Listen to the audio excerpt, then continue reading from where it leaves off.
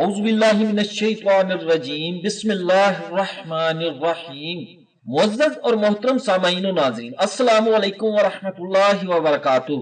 دوستو، دعا ہے کہ دوران بیان ہونے والی کمی بیشی، غلطی، کوتاہی اور زبان کی لغزش کو اللہ تبارک و تعالی اپنی بے مثال رحمت کے سبب معاف فرمائے، آمین ثم آمین۔ کتابوں میں ایک دلچسپ اور عجیب واقعہ لکھا ہے۔ ایک خاتون نہایت ہی پاک دامن اور نیک تھی۔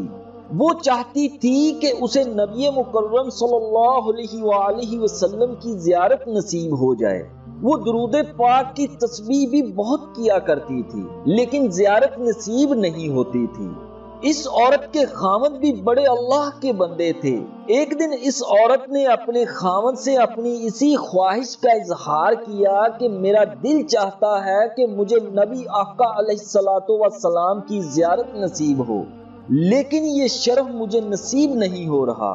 اس لیے آپ ہی مجھے کوئی ایسا عمل بتا دیں کہ جس کے کرنے سے خواب میں مجھے آقا علیہ الصلوۃ والسلام کی زیارت کی سعادت حاصل ہو جائے۔ اس عورت کے خاوند نے کہا کہ میں تم کو ایک عمل بتاؤں گا، لیکن تم کو میری بات ماننی پڑے گی۔ وہ عورت کہنے لگی کہ آپ مجھے جو بات کہیں گے میں وہ مانوں گی۔ تو اس کے خاوند کہنے لگے، اچھا تو بن سنور کر دلہن کی طرح تیار ہو جا۔ اس نے کہا کہ بہت اچھا۔ چنانچہ اس عورت نے غسل کیا، دلہن والے کپڑے پہنے، میک اپ کیا، زیور پہنے اور دلہن کی طرح بن سنور کر بیٹھ گئی۔ جب وہ عورت دلہن کی طرح بن سنور کر بیٹھ گئی تو اس کے خاوند ان کے بھائی کے گھر چلے گئے اور جا کر اس سے کہا کہ دیکھو میری کتنی عمر ہو چکی ہے، اور اپنی بہن کو دیکھو کہ وہ کیا بن کر بیٹھی ہوئی ہے۔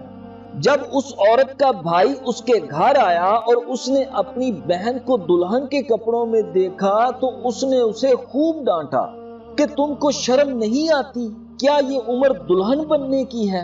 تمہارے بال سفید ہو چکے ہیں، تمہاری کمر سیدھی نہیں ہوتی اور 20 سال کی لڑکی بن کر بیٹھی ہو۔ اب جب بھائی نے اس کو خوب ڈانٹا تو اس کا دل ٹوٹ گیا اور اس نے رونا شروع کر دیا، حتیٰ کہ وہ روتے روتے سو گئی۔ اللہ کی شان دیکھیے کہ اللہ رب العزت نے اسے اسی نیند میں اپنے پیارے محبوب حضرت محمد مصطفیٰ صلی اللہ علیہ وآلہ وسلم کی زیارت کروا دی۔ سبحان اللہ۔ وہ عورت زیارت کرنے کے بعد بڑی خوش ہوئی، لیکن خاوند سے پوچھنے لگی کہ آپ نے وہ عمل بتایا نہیں جو آپ نے کہا تھا، اور مجھے زیارت تو ویسے ہی ہو گئی۔ تو اس عورت کے خاوند نے کہا کہ اللہ کی بندی، یہی عمل تھا، کیونکہ میں نے تیری زندگی پر غور کیا، مجھے تیرے اندر ہر نیکی نظر آئی، تیری زندگی شریعت و سنت کے مطابق نظر آئی۔ البتہ میں نے یہ محسوس کیا ہے کہ میں چونکہ آپ سے پیار محبت کی زندگی گزارتا ہوں، اس لیے آپ کا دل کبھی نہیں ٹوٹا۔ اس وجہ سے میں نے سوچا کہ جب آپ کا دل ٹوٹے گا تو اللہ تبارک و تعالیٰ کی رحمت اترے گی اور آپ کی ہر تمنا کو پورا کر دیا جائے گا۔ اس لیے میں نے ایک طرف آپ کو دلہن کی طرح بن سنور کر بیٹھنے کو کہا اور دوسری طرف آپ کے بھائی کو بلا کر لے آیا۔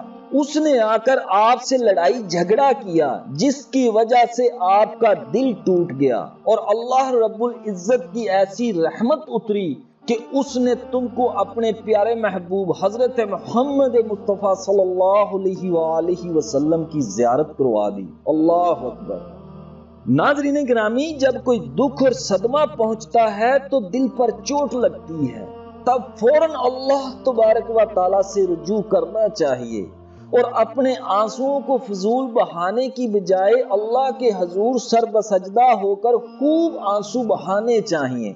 اس سے ہوگا یہ کہ اللہ ہمارے ٹوٹے ہوئے دل پر اپنی رحمت فرما دے گا، ہمیں ہمت، حوصلہ، قوت اور صبر کرنے کی توفیق دے دے گا، اور ہم سے خوش بھی ہوگا، کیونکہ اللہ اپنے سامنے رونے والوں کو بہت پسند فرماتا ہے، اور اللہ جس سے راضی ہو جاتا ہے پھر چاہے اس کو کتنے ہی دکھ اور صدمے کیوں نہ مل جائیں، وہ بسبب فضل خدا ثابت قدم رہتا ہے۔